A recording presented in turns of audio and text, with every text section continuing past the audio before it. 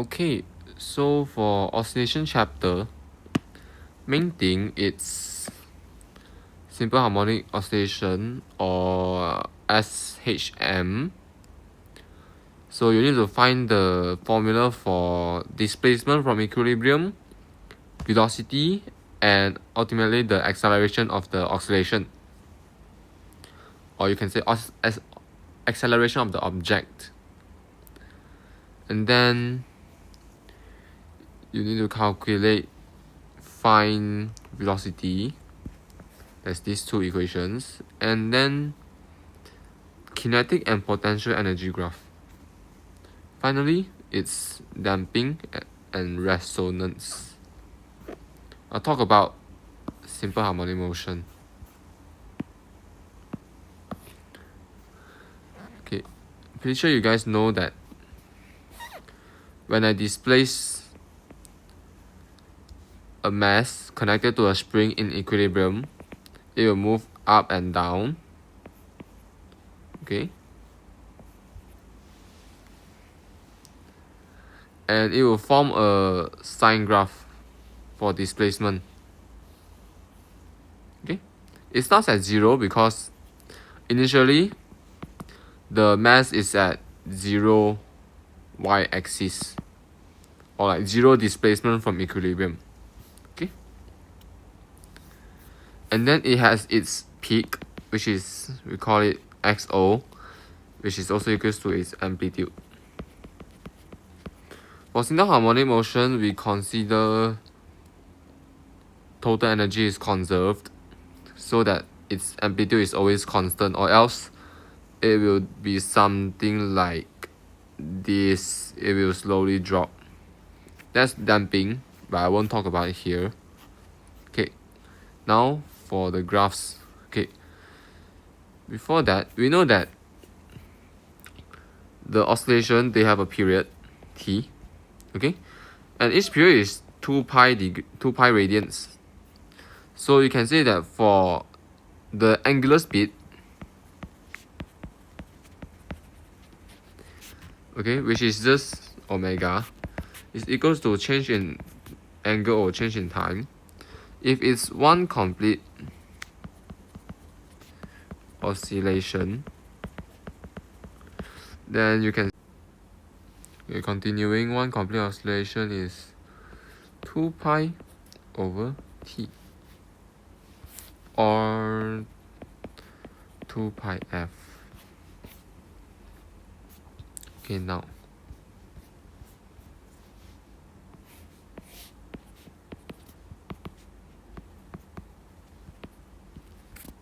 displacement time graph. We know that it's a sine graph considering total energy is conserved. Amplitude XO will be constant in both up and down. So X, which is the displacement from equilibrium, equals to XO sine omega t. Omega t is just equals to angle because we know that omega is angle over t. So like, if I have an omega of 0.5 radian per second, and then time is equals to, if I have a,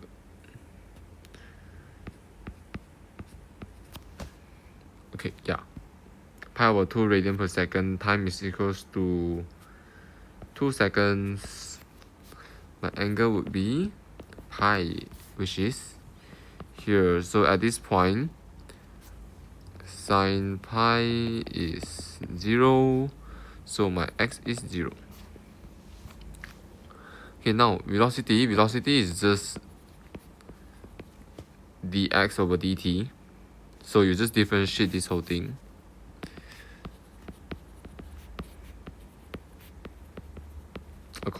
In terms of t, so XO is a constant because it's just the peak amplitude.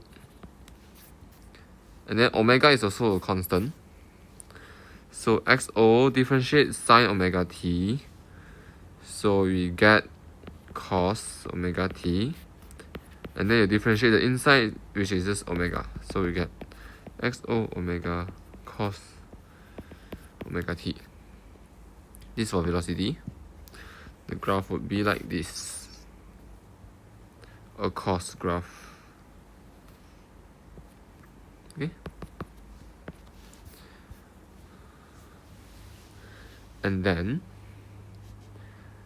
acceleration is dv over dt. So differentiate this whole thing. XO omega differentiate cos omega t, which is sine omega t, differentiate the inside omega. Okay. Oh wait. This is negative.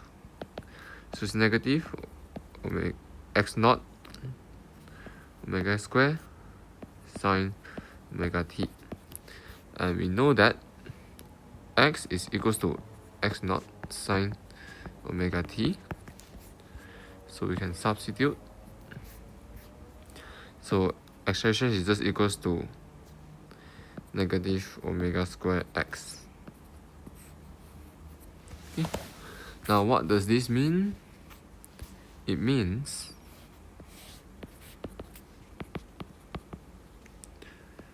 for the object that's oscillating, okay, let's say it's going back and forth, okay, acceleration is directly proportional to displacement from equilibrium and in opposite direction.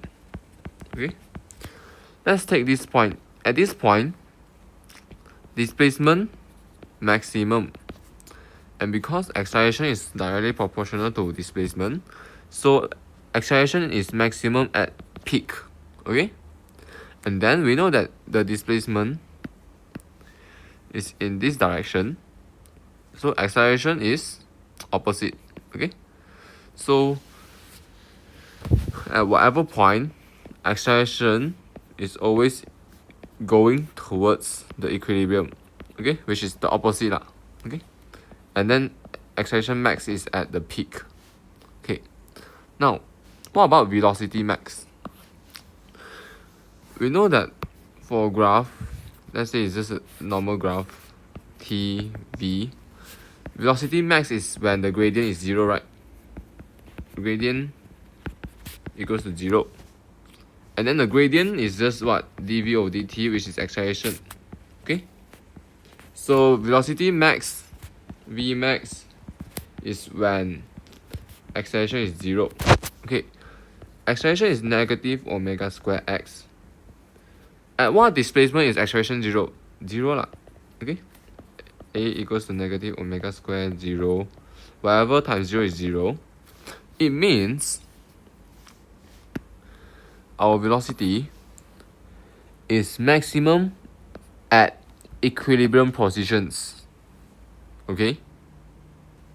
Because only at this point acceleration is 0, so v max. That's all for these three equations.